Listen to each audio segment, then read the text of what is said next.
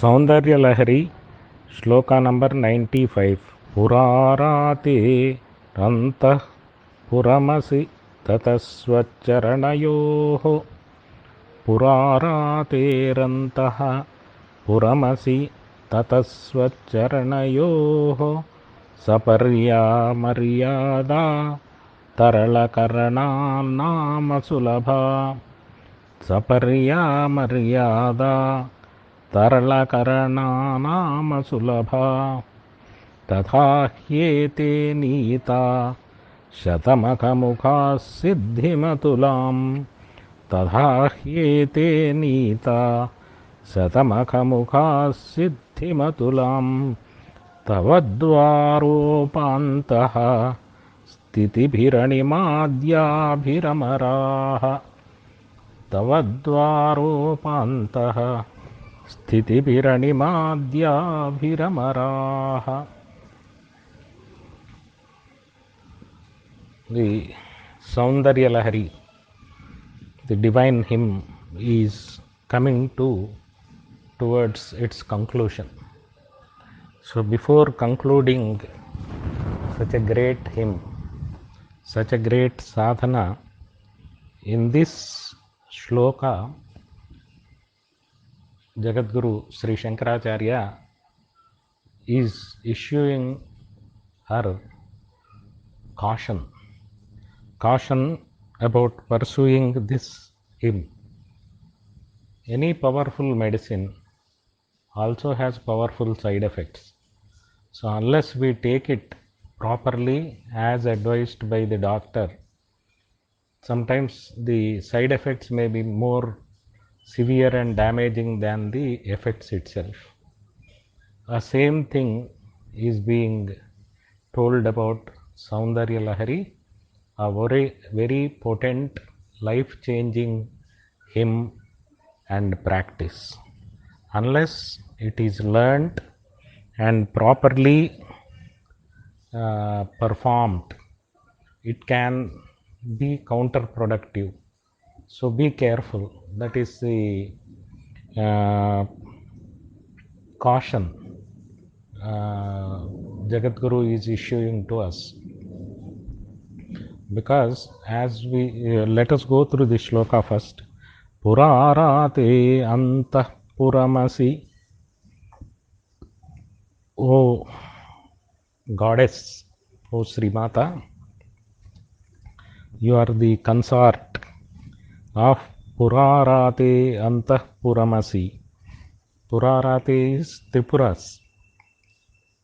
Lord Shiva, who has destroyed the Tripuras, you are the consort of him, a very intimate consort of him. And Thathasthvachcharanayoho Saparyaamaryaadaa Tharalakaranaanaamasulabhaam.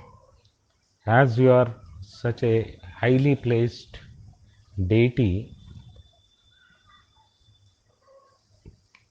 Saparyaamaryaadaa Thathasthvachcharanayoho, to reach your feet and worship you. It is not easy for people, those who have no control over their senses and are disciplined. Tatha Hyethey Neethaaha. That is why even Shathamakhamukhaaha Siddhimathulaam, deities like Indra, who is the king of the gods, Shathamakhamukhaaha Siddhimathulaam, one of the basic qualifications of one to become Indra is through performing 100 Ashwamedha yagas. Only then one becomes eligible, shortlisted for Indra's post. So people who do these yajnas, 100 yajnas, are also, if they don't have control on their senses, they become interested in the world and become entangled in sense pleasures. They cannot move beyond the most periphery of the Sri Chakra. Sri Chakra has 9 avaranas, and Devi stays in the Bindu with Shiva. That is the 9th avarana, the innermost. And these Sthitivi animadyabhiramaraha, anima, mahima, garima, lakhima, ishatva, these things are 9 ashtasiddhis. They are, they are the mystic powers. These deities who grant these mystic powers, they say they stay in the most peripheral, that is the first avarana of Sri Chakra. They can't go beyond that. Similarly, Acharya is cautioning us to go into the 9th avarana and worship Devi. You have to control your sense pleasures. Like Sri Ramakrishna used to say, in the heart of devotee, there is place for only one, either Kama. Kama is the Manmatha, the one who goes after the sensuous pleasures, or Rama. So either you have Kama or Rama. So that is what Acharya is insisting in this hymn, that you have to give up, overcome the pleasures of these organs. In Indriya or organs, the one who is the presiding deity of Indriyas is Indra. That is the symbolism. So if you are still stuck to the Indras, what does this mean? This again means one thing, that you think you are the body. And Indriyas are enjoyed by Manas. Manas is our Sukshma Sharira. So you think that you are the mind. You are neither the body nor the mind, but you are something beyond these two. That is, you are the Atma. So for you to get that knowledge and feeling and experience, you have to overcome, you have to cross the barriers offered by this Sthula Sharira, that you think you are the, we think we are the body. Second is, we think we are our thoughts and emotions. No, we are beyond our thoughts, emotions. We watch them. So there is a watch or a Sakshi inside us who watches all these things, and nobody can watch him. Only he can watch himself. So we are that Atman. So that is what is being indicated here. Similarly, even if you take the Ashtanga Yoga sadhana also, they say first Shama and Dama. Shama means the discipline of internal organs. That is, you have to control your thoughts and emotions. Dama means you have to control your these Jnanendriyas, the 5 Jnanendriyas and Karmendriyas. So even in Patanjali Yoga Shastra, this is this discipline is basic before we start the training or sadhana. Similarly, when you go to the Jnana Yoga,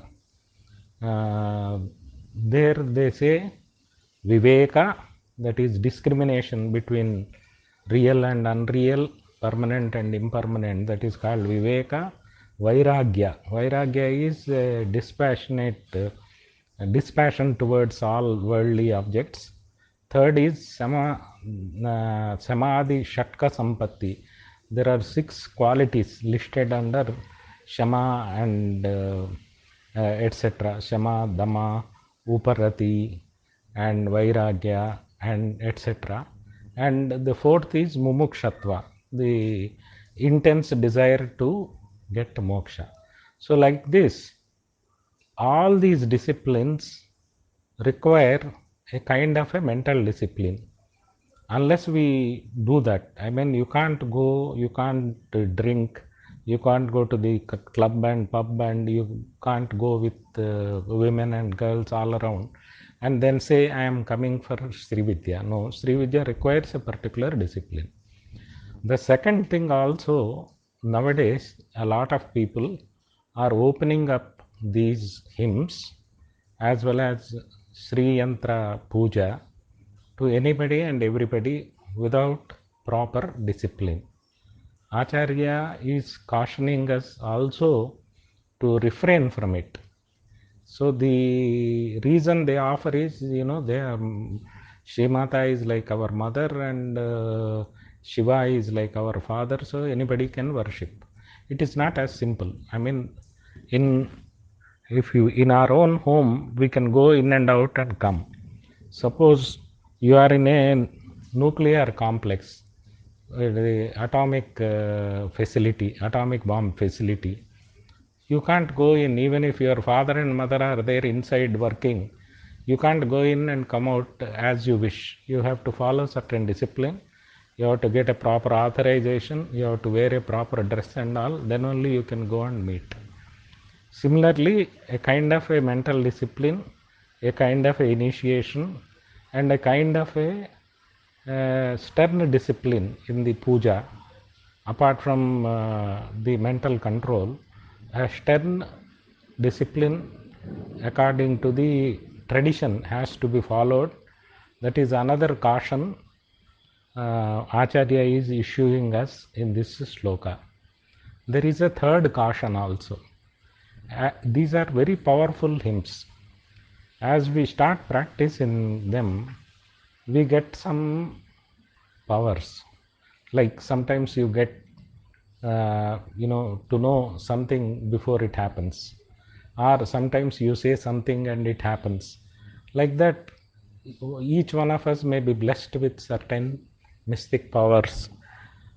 We may not want them, but we get them. Once we get them, we start boasting about them, we start displaying them, and that is something can destroy us. Because these siddhis are the small things which come, and the teachers tell us that these are basically distractions which Srimata gives us, chocolates, toffees, ice creams, so that whether we fall for them and deviate from our course of sadhana, or we relinquish them and go ahead with the sadhana to reach our final destination. That is why even in Patanjali Yoga Sutra, there are 4 chapters. The third chapter is called as Vibhuti-pada. Vibhuti-pada is when you are practicing this sadhana, you get several kinds of mystic powers. And if they are described almost as 1/3 of the Patanjali Yoga Sutras, only to condemn them. You should not get attached to them and get deviated. Then what about Siddhas? Siddhas are accomplished gurus. Sometimes they display these mystic powers to establish Shraddha in devotee's mind. Or sometimes somebody is suffering and they want to alleviate the suffering of some devotee out of their compassion. So they display these siddhis. But for us who are at the beginning of sadhana, we should not pay attention to any of these siddhis which come our way. Thus, Acharya is giving us a threefold caution in pursuing Sri Vidya in Soundarya Lahari tradition, because one is not to get entangled in sense pleasures. We have to have a simple life, disciplined life. That is a basic requirement for this sadhana. The second one is that we should get properly trained and do the sadhana. Third is, as we are going along, we get some siddhis, some mystic powers. we should not get interested in them, display them, and get distracted from our mere sadhana. Otherwise, we lose sight of our destination, that is worshipping the holy feet of Sri Devi at the Bindu in Sri Chakra. We have to cross 9 avaranas even to go and worship her feet. Similarly, if you take Kundalini Yoga also, each chakra has one sense organ and one Kriya organ attached to it. And there are 3 Granthis, Brahma Granthi, Vishnu Granthi and Rudra Granthi. These are our identifications with our body and mind. Brahma Gandhi is identification with our gross body. We think we are the body. So we have to overcome that. Then Rudra Granthi, Vishnu Granthi is we think we are the mind. And we have to disidentify with the mind. That is called Rudra Granthi Vedana. And then ultimately we reach the Vishnu Granthi. Then we get the Rudra Granthi, where we think we are this tiny small self. And we give up that tiny feeling and go to reach Sahasrara, where we worship the holy feet of Sri Mata. So let us discipline ourselves and go ahead with our sadhana. That is the samambonam of this sloka.